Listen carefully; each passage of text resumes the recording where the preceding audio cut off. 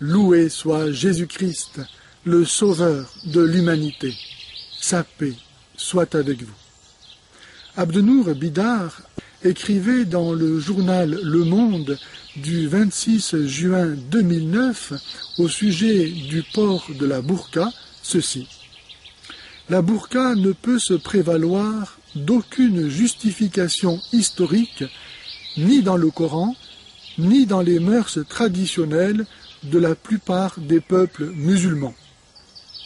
Mais comme à la différence de Jésus qui institua la succession apostolique et la primauté de Pierre, Mohammed, n'ayant pas laissé d'autorité capable de parler au nom d'Allah, ce que dit M. Bidar n'engage évidemment que lui et effleure la taqiyya.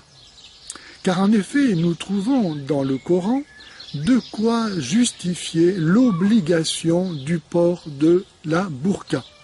Ainsi, nous lisons dans la sourate 33, verset 53, ceci.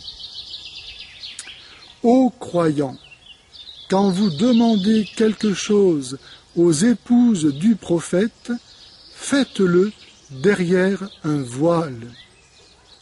Si donc Mohammed est le modèle des musulmans, ceux-ci doivent l'imiter et donc faire en sorte que l'on ne puisse pas s'adresser à leurs épouses autrement que derrière un voile.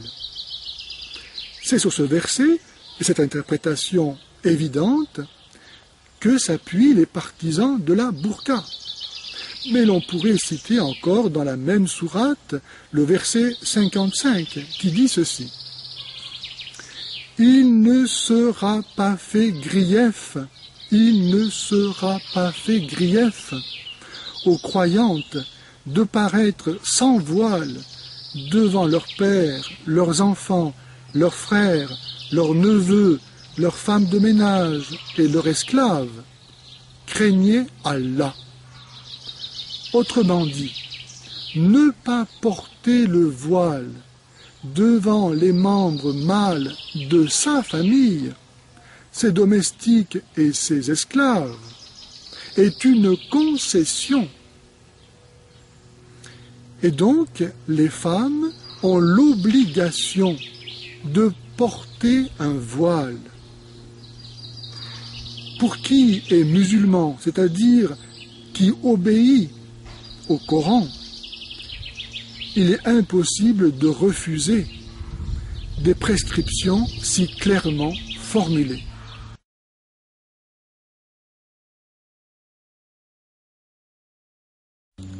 C'est clair, les femmes ont l'obligation de porter un voile. On ne peut pas être musulman, c'est-à-dire obéir au Coran, et refuser des prescriptions si clairement formulées.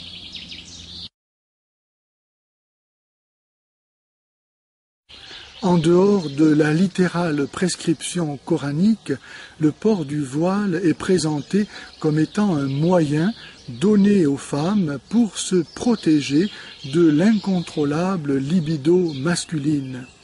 Ce serait un moyen pour protéger leur vertu et celle des hommes que de revêtir la camisole. Les femmes doivent se cacher pour ne pas provoquer les hommes au péché, car les femmes sont identifiées au péché et à sa malédiction et doivent donc disparaître, se voiler. La burqa est le moyen d'enfermer les femmes dans la culpabilité d'être femmes. Voilées, anonymes, sans visage, les musulmanes peuvent être n'importe qui et sont donc personne, un objet. Voilà ce qu'est une femme, un objet.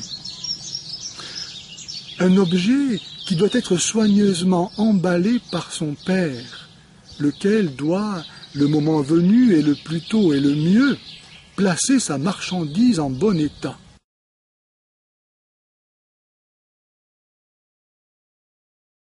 Un objet qui doit être soigneusement emballé par le mari qui entend bien jouir tout seul de son bien et qui, à cause de cela, ne saurait souffrir qu'un regard ne reconnaisse à sa femme une âme qui, comme toute âme humaine, est libre et peut donc lui échapper.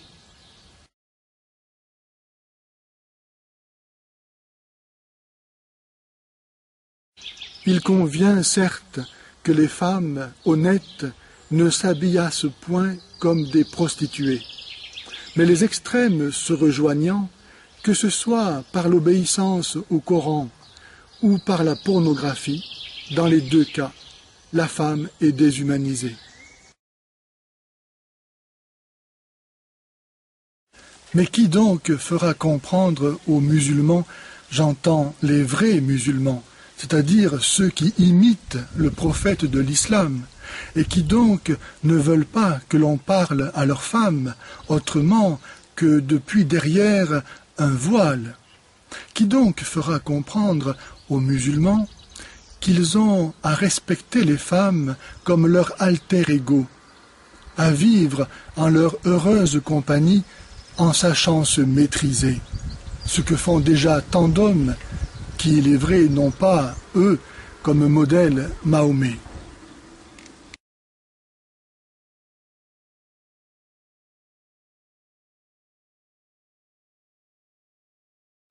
Par ailleurs, le port du voile en tant que symbole de l'islam est évidemment un cheval de Troie pour islamiser l'espace public, une façon de marquer son territoire.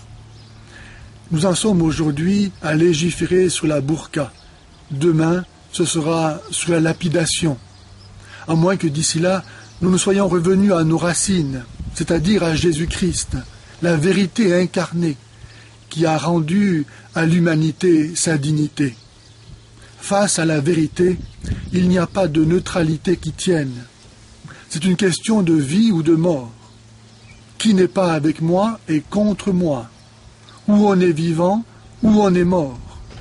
La neutralité n'est que le masque du reniement et de la lâcheté. Jésus a dit qu'il vomirait les tièdes. Il faut choisir.